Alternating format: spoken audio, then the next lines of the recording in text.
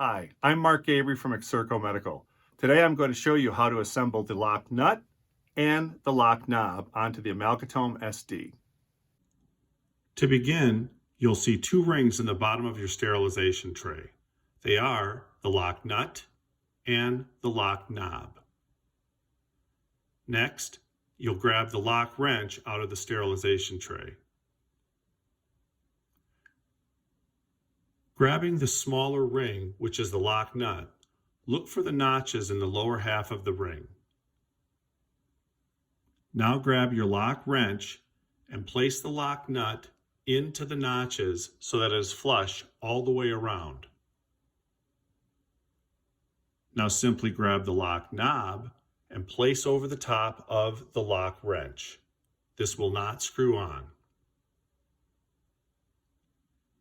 With one hand on the Amalgatome handpiece and the lock wrench in the other, simply connect the two and turn the lock wrench counterclockwise. You'll notice that the lock knob spins but does not come off.